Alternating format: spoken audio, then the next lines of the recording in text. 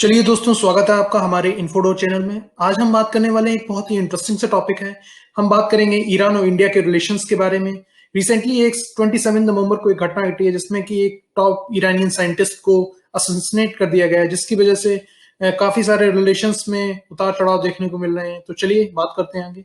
तो सबसे पहले हम इसको मैप पर एक बार देख लेते हैं कि किस तरीके से ईरान हमारे लिए इतना इंपॉर्टेंट है और इंडिया के इंटरेस्ट ईरान के साथ इतने ज्यादा क्यों हैं। तो बेसिकली हमारे इंटरेस्ट इसलिए ज्यादा है क्योंकि हम अफगानिस्तान तक अगर हमको पहुंचना है तो हमारे पास कोई भी लैंड रूट नहीं है। हम कोई भी मार्केट या कोई भी ट्रेड अफगानिस्तान के साथ लैंड रूट के थ्रू नहीं कर सकते। उसके लिए हमें सीधा एयर रूट ही देखना पड़ता है, जो कि बहुत महंगा पड़ता है compare to land route.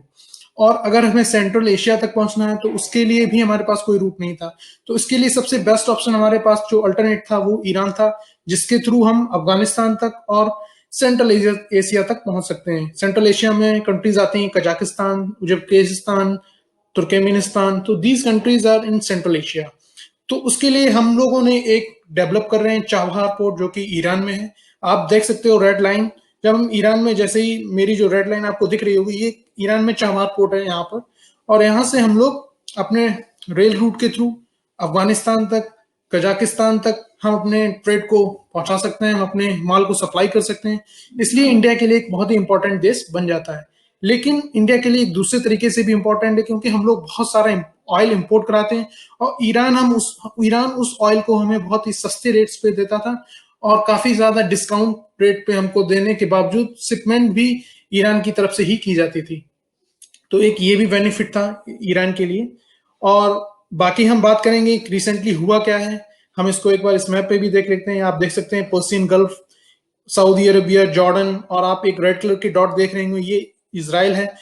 Israel और सऊदी अरब में और ईरान सऊदी अरब में काफी ज्यादा आपस में फाइट रहती है। इसका बहुत सारे रीजन्स हैं, क्योंकि सऊदी अरब एक सुन्नी कंट्री है, जो मुस्लिम में दो रिलीजन, दो धर्म में दो संप्रदाय होते हैं। एक ईरान सुन्नी होता है, एक सिया होता है, और जो ईरान है वो मोस्टली सिया मुस्लिम वहां रहते हैं। तो एक आपस में रिलीजन कंफ्लिक्ट भी है दोनों के बीच में। लेकिन हम बात दूसरे इश्यूज पे भी करते हैं, क्योंकि ईरान काफी ज्यादा सपोर्ट करता है यमन में। आप यमन देख सकते हैं यहाँ पे। यमन में काफी सपोर्ट करता है हूती विद्रोहियों को, हिजबुल्लाह को। तो ये टेरर संगठन है जो कि काफी बार अटैक कर चुके हैं सऊदी अरेबिया। तो इसलिए एक और कंफ्लिक्ट है इन दोनों के बीच में। चलिए आगे भी देखते हैं हमारे इंटरेस्ट ईरान के साथ इतने ज्यादा क्यों है। अगर हम देख पाएंगे इस मैप पे, तो जो ग्वादर पोर्ट है वो अंडर सी पैक चाइना डेवलप कर रहा है, क्योंकि ये चाइना के लिए बहुत ही इंपॉर्टेंट है। चाइना काफी सारा ऑयल मिडिल ईस्ट से इस पोर्ट के थ्रू चाइना तक पहुंचा सकता है, जो कि काफी सस्ता वे होगा चाइना के लिए। बट इंडिया के लिए भी इंपॉर्टेंट हो जाता है, क्योंकि बहुत ही पास में चाबहार पोर्ट है, जो कि आप अराउंड 72 किलोमीटर की डिस्टेंस होगा दोनों पोर्ट में। तो ये भी इंडिया के लिए एक बहुत ही इंपॉर्टेंट रूट बन जाता है। तो उसके बाद चलिए हम बात करते हैं, एक फर्स्ट पोर्ट का आर्टिकल है जिसमें लिखा हुआ है, is India morally ready to nurture and celebrate Mossad like hit squads. तो बेसिकली इस आर्टिकल का मतलब ये था कि अगर इंडिया कोई भी कोवर्ट ऑपरेशंस करता है ऑन फॉरेन लैंड्स में, तो क्या इंडिया को सेलिब्रेट करना चाहिए, क्या इंडिया को ओपनली एक्सेप्ट करना चाहिए कि इस तरीके से हमने कोई भी एक्शन किया है। बट इंडिया में हमें अभी तक देखने को मिला है, कभी भी ऐसे ऑपरेशंस को हमने ओपनली एक्सेप्ट नहीं किया है। But recently after Modi government, जब हमने सर्जिकल स्ट्राइक की पीओके में, उसके बाद बालाकोट में स्ट्राइक की, तो हमने उस चीज को ओपनली एक्सेप्ट किया है। इससे होता क्या है, इससे होता यह है कि जो इनेमी हमारा होता है उसमें एक डर बैठता है हमारे कंट्री के लिए कि इस तरीके से हम कोई भी एक्शन ले सकते हैं अगर वो इस तरीके की कोई भी हरकत करते हैं। तो इस आर्टिकल पे ही हुआ क्या है कि ईरान की एम्बेसी जो दिल्ली में, उन्होंने अपना रिएक्शन दिया है। हम उसके बारे में भी बात करेंगे। तो बेसिकली इसमें दो पॉइंट मुझे लगता है कि हमें बताने चाहिए। एक तो क्या होता है कि self doubt in the enemy and demoralise it. एक तो सेल्फ डाउट क्रिएट कर देता है एनिमी के अंदर, उसको और डिमोरलाइज भी करता है ऐसी जो हम लोग ओपनली एक्सेप्ट करते हैं ऐसे एक्शंस को। अगर हम बात करते हैं यूएस, इजराइल, रसिया, इन्होंने अपनी एजेंसीज के बारे में बहुत ही अच्छे तरीके से एडवर्टाइज कर रखा है इनकी एफिशिएंसी के बारे में। तो जो कंट्रीज होती हैं, जो हॉस्टाइल फोर्सेस होती हैं, वो बहुत ही काफी बार सोचती हैं कि मुझे अटैक करना चाहिए यूएस के खिलाफ, इसराइल के खिलाफ, क्योंकि इस मोसाद, सीआईए बैक अटैक करेंगी। तो इस तरीके से एक माइंड में फियर क्रिएट करता है इनेमी के माइंड में। तो ये ओपनली एक्सेप्ट करना भी एक अच्छा तरीका हो सकता है, जो कि इंडिया को करना चाहिए, मुझे लगता है। ये मेरा पॉइंट ऑफ व्यू है। आपका क्या पॉइंट ऑफ व्यू है, आप अपना कमेंट में भी डाल सकते हैं। तो चलिए, इस पोस्ट पर ईरान की जो एम्बेसी थी इंडिया में, उसका एक कमेंट आया है, उसके बारे में बात करते हैं। तो कमेंट इनका ये है, this is a act of state terrorism, why a resist resign being justified. तो यहाँ पे ये स्टेट टेररिज्म की बात कर रहे हैं इसराइल के द्वारा कि इसराइल एक रेसिस्ट रिजाइम है जो कि जस्टिफाइड हम नहीं कर सकते हैं। तो हुआ क्या है बेसिकली, जो ईरान के जो टॉप साइंटिस्ट थे उनका जो असैसिनेशन हुआ है वो डायरेक्टली ईरान ब्लेम कर रहा है इसराइल को, और कहीं ना कहीं हिंट हो रहा है कि यूएस एजेंसीज भी इसमें इन्वॉल्व थी। तो यहाँ पे ये भी बोल रहे हैं Israel is a responsible member of IAEA as well as the NPT which has committed itself to peaceful use of nuclear technology. तो आईईए क्या है, हम इसके बारे में आगे बात करेंगे। तो ईरान एम्बेसी ने जो रिप्लाई किया है उसमें यही है कि ये एक हमारे हीरो थे, इन्होंने अपने साइंटिस्ट को एक हीरो की तरह प्रेजेंट किया है, काफी डेवलपमेंट में न्यूक्लियर मेडिसिन और इनोवेशंस में काफी ज्यादा इन्वॉल्व थे इनके जो साइंटिस्ट थे। और ईरानियन एमबेसी ने यह भी बोला है कि हम हाईली प्राउड करते हैं, सपोर्ट करते हैं फिलिस्तीनियंस को, उनका जो इशू इसराइल के साथ चला आ रहा है। तो एक ना कहीं तरीके से ये उस इशू को सपोर्ट भी करते हैं, और इसी वजह से कहीं ना कहीं इजराइल और ईरान का जो चला आ रहा है अभी तक का इशू वो देखने को मिलता है। तो यहाँ पे एक रिपोर्ट थी द न्यूयॉर्क टाइम्स की, Iran top nuclear scientist killed in ambush state media से। तो बेसिकली हुआ क्या है कि जो इनके टॉप न्यूक्लियर साइंटिस्ट थे, फखरजादे साहब थे, वो एक न्यूक्लियर प्रोग्राम को रन करा रहे थे इसराइल का अराउंड 2 डिकेड्स से, 20 ईयर्स से वो इस प्रोग्राम को रन करा रहे थे। और कहीं ना कहीं इसराइल उनको एक फादर ऑफ न्यूक्लियर प्रोग्राम वो की तरह जानता था कि वो ईरान के लिए कितने इंपॉर्टेंट थे। लेकिन हुआ क्या है, उनको टारगेट किया गया, उनको असैसिनेट कर दिया गया थ्रू रोबोटिक, एक रोबोट स्कार्फ की तरह उनको उस पर फिट करके गन को उनको असैसिनेट किया गया यहाँ पे। तो ये भी देखने को मिला। तो डायरेक्टली, और जो मोहसिन फखरजादे साहब थे वो एक head of research and innovation organisation of ministry of defence के हेड भी थे वहां पे ईरान में, और also member of elite Islamic revolutionary guard corps. ये वहां की ईरान की आर्मी है जिसको हम बोलते हैं इस्लामिक रेवोल्यूशनरी गार्ड कॉर्प्स। तो आप पढ़ सकते हो, अगर इस स्लाइड्स को आपको चाहिए तो आप मुझे मेल आईडी अपने कमेंट में डाल सकते हैं, मैं वहां आपको मेल कर सकता हूँ स्लाइड्स को। तो यहाँ पे हमें देखने को मिलता है बहुत सारी कंट्रीज में कंडेम किया है इस इशू को, इस अटैक को as a terrorist attack represent कर रहे हैं वो लोग। तो यहाँ पे आप देख सकते हो जो जावेद जरीफ साहब हैं, वो फॉरेन मिनिस्टर हैं ईरान के, उन्होंने क्लियरली मेंशन किया, इंडिकेट किया है कि इसमें इन्वॉल्वमेंट देखने को मिलती है इसराइल की। Terrorist murder and imminent Iran sanctions today, this is covered is with serious indications of Israeli role, shows desperate warmongering of perpetrators। तो यहाँ पे हमें देखने को मिलता है कि जो फॉरेन मिनिस्टर हैं ईरान के, वो डायरेक्टली इंडिकेट कर रहे हैं कि यहाँ पे कहीं ना कहीं इन्वॉल्वमेंट हमें देखने को मिलता है इसराइल का। और वो जो यूरोपियन यूनियन है उससे अपील भी कर रहे हैं कि आप इस डबल स्टैंडर्ड को छोड़ें। हमारे इसराइल हमेशा से वेस्टर्न कंट्रीज इसराइल को ईरान को देखती हैं कि वो न्यूक्लियर प्रोग्राम डेवलप कर रहा है, तो हमें देखने को मिलता है। और कहीं ना कहीं बहुत सारी कंट्रीज हो गई, कतर, सऊदी अरबिया और टर्की, बाकी कंट्रीज ने भी इस चीज को कंडेम किया है। बट देखने वाली बात यहाँ पे ये है कि इंडिया ने अभी तक इस पे अपना कोई भी रिएक्शन नहीं दिया।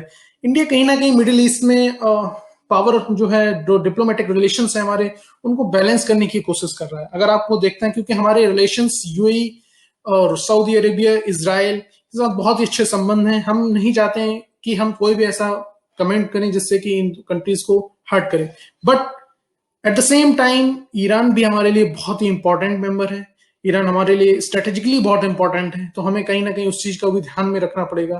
तो यहाँ पे एक हेडलाइन है हिंदुस्तान टाइम्स की 30 नवंबर की, Iranian embassies try to draw India's attention to killing of its top nuclear scientist. तो इंडिया ने, बट अभी इंडिया ने इस पे कोई भी रिएक्शन नहीं दिया, बट हमको देखना पड़ेगा क्योंकि ईरान भी कहीं ना कहीं हमारे रिएक्शंस को देख रहा है।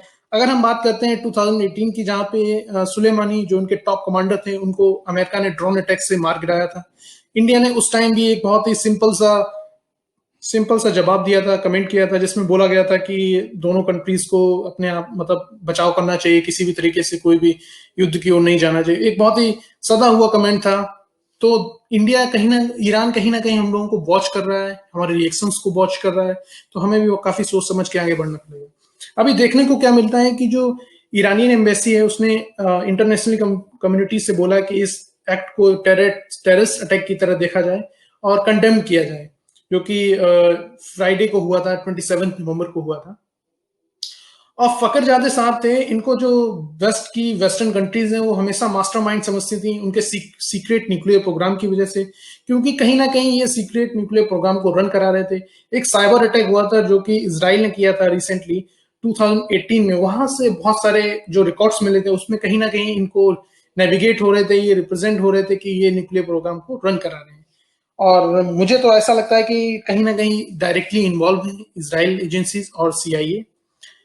देखने को आगे भी ये मिलता है कि रिसेंटली अभी इस असैसिनेशन से पहले ही पीएम जो थे इजराइल के जो पीएम है नेतन्याहू, उन्होंने ट्रेवल किया है, सीक्रेट विजिट की थी यूएस सेक्रेटरी के साथ सऊदी अरेबिया में। वो क्राउन प्रिंस मोहम्मद बिन सलमान से मिले थे और कहीं ना कहीं एक गिफ्ट की तरह मैं बोल सकता हूँ, एक लॉयल्टी की तरह इस अटैक को देखा भी जा सकता है। जो असैसिनेशन हुआ है कि ईरान और सऊदी अरब, इसराइल और सऊदी अरब के रिलेशंस अच्छे हो सकते हैं, एक तरीके से ये गिफ्ट की तरह भी देखा जा सकता है।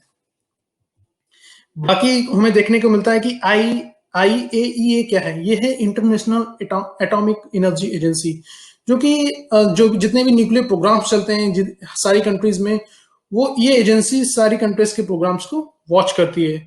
तो इन 2019 फरवरी में यहाँ पे कुछ ट्रेसेस ऑफ यूरेनियम फाउंड हुए, जो कि एक इम्पॉर्टेंट पार्ट होते हैं न्यूक्लियर बॉम्ब डेवलप करने में। तो हमें ये देखने को मिले थे ईरान में, जिसकी वजह से काफी सारी कंट्रीज ने, United States, Russia, China, Germany, Britain and France ने इस प्रोग्राम को रोकने के लिए एक प्लान ऑफ एक्शन, एक डील की ईरान के साथ, जो कि 2015 में हुई थी, joint comprehensive plan of action. तो इस डील में क्या हुआ, 2018 में अमेरिका बाहर आ गया इस डील से कि ईरान अभी भी इस चीज को डेवलप कर रहा है। ट्रंप ने उस डील से अपने आप को बाहर किया।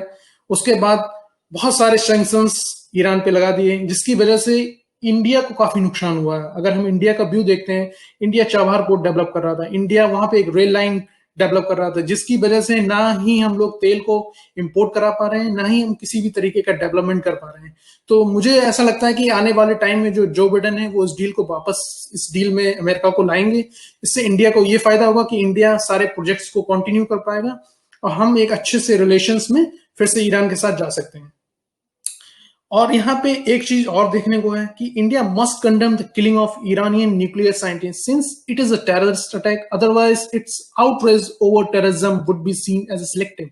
देखने को हमें ये मिलता है कि एक फ्रांस में अटैक होता है, जिसमें कि एक इस्लामिक मैन काट देता है एक सर किसी बंदे का, टीचर का। उसके बाद इंडिया बहुत ही स्ट्रांगली उसको सपोर्ट करता है, फ्रांस के व्यू को सपोर्ट करता है कि टेररिस्ट अटैक को किसी भी तरीके से नहीं लिया जा सकता है। But at the same time हम लोग जो इसराइल ने, ऐसा बोला जा रहा है कि इसराइल ने किया ईरान में, हम लोग उसको कंडेम नहीं कर रहे। तो ये एज ए सिलेक्टिव दिखाता है कि हम सिलेक्टिव टेररिज्म की ओर हैं, कि हम एक टेररिस्ट अटैक को तो टेररिस्ट अटैक बोलते हैं, लेकिन दूसरे टेररिस्ट अटैक को हम टेररिस्ट अटैक नहीं कंसीडर करते हैं। तो ये भी हमें देखना पड़ेगा, क्योंकि हर तरीके से हर कंट्री हमको वॉच करती है कि हमारा रिएक्शन क्या होता है। और बहुत सारे रीजन्स हैं, अगर किसी भी तरीके का कोई कंफ्लिक्ट होता है किसी भी तरीके, तो उससे सबसे ज्यादा जो नुकसान होने वाला है वो इंडिया का ही होगा, क्योंकि हमारे around 6 million citizens gulf countries में रहते हैं, और किसी भी तरीके का अगर कोई भी आउटब्रेक होता है वहां पे, तो इससे क्या होगा, डायरेक्ट हमारे रिलेशंस पे भी इफेक्ट पड़ेगा। और जो सिया सुन्नी का कंफ्लिक्ट है वो इंडिया में भी हो सकता है, क्योंकि बहुत सारे हमने देखा होगा जब भी कोई ऐसा कंफ्लिक्ट होता है आउटसाइड इंडिया, तो हमें उसका इफेक्ट इंडिया में भी देखने को मिलता है। और जो सिया की आबादी है, जो सिया मुस्लिम्स हैं, सबसे ज्यादा अगर ईरान के बाद कहीं है तो वो इंडिया है। तो हमें ये भी चीज याद रखनी चाहिए।